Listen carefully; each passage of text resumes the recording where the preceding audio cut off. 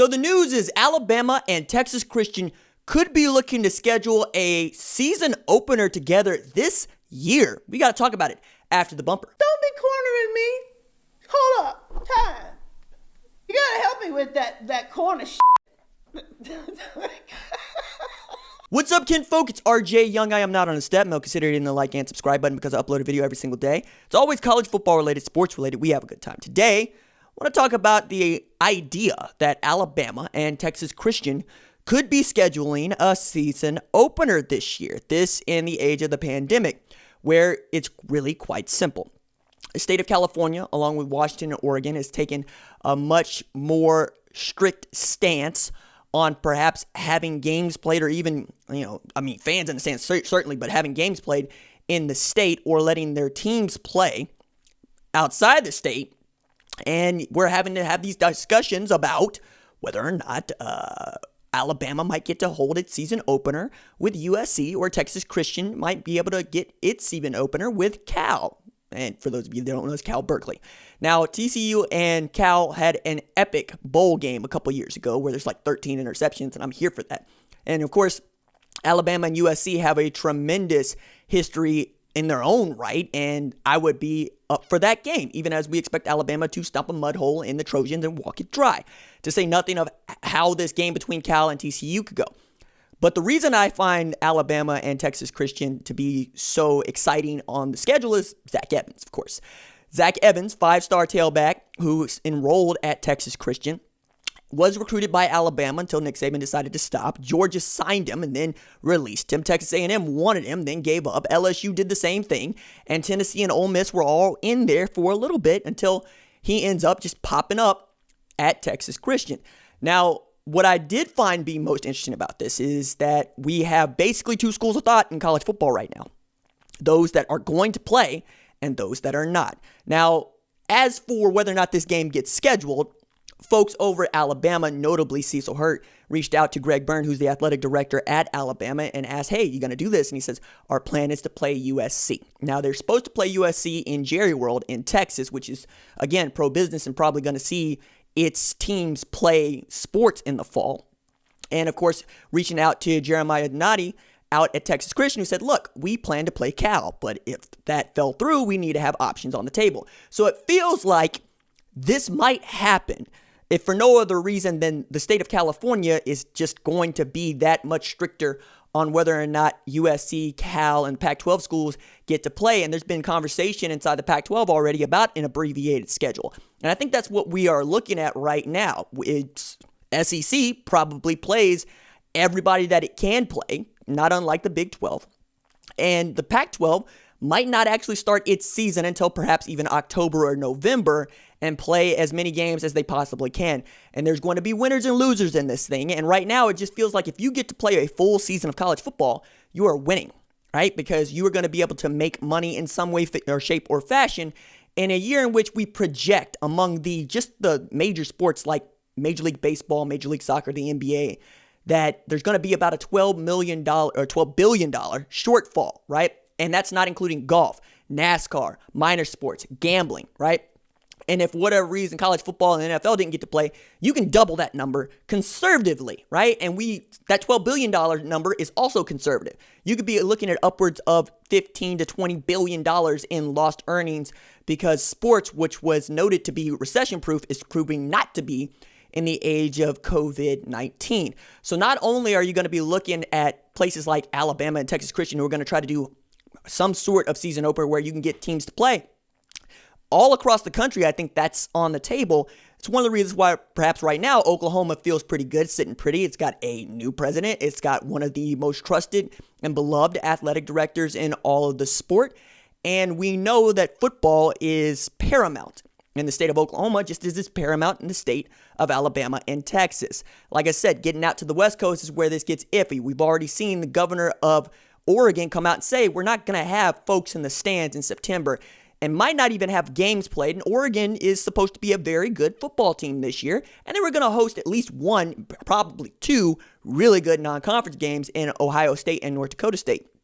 Two places that obviously are going to have to find something else to do. North Dakota State is the one for which I feel the worst about, because they needed that money game and They're an FCS team and an FCS power, but yes, they need that money game. Ohio State, on the other hand, they could find somebody to fill that slot. They could also probably entice Oregon to come to the shoe and then flip it back around. Whatever you got to do right now to try to make it work, if you're an athletic director and your job is to make money, you're going to try to do, right? It's another reason why the Texas Christian-Alabama angle is really cool, because we get to talk about Texas Christian actually leading this rivalry. 5 games have been played. TCU leads 3-2. But the last time that they played, 1975, Alabama stomped a mud hole in Texas Christian 45-0. And I think that's much closer to what we might expect, right? So I cheekily titled a video about Zach Evans earlier today about TCU being a Big 12 contender and or college football playoff contender. One, because their schedule is not really that difficult and they get most of the tough teams, save Texas, coming to Fort Worth this year. But the other reason is because Zach Evans is really that kind of an athlete. If you are intent on feeding him the football 25, 30 times a game, you can ride him to some really great wins, if for no other reason than Gary Patterson and his defense are going to play great football. They're going to be fundamentally sound. They're going to match up well. But even against Alabama with Jalen Waddle and Devontae Smith and Najee Harris, you're going to have your hands full. Mac Jones is also going to be coming into year 2 as the starter. And maybe Bryce Young usurps him. We'll see. But then you look at the defense and you got Patrick Surtain Jr. over there. You also get Dylan Moses coming back. You also got to really take into account that Shane Lee and Christian Harris are going to grow up a little bit.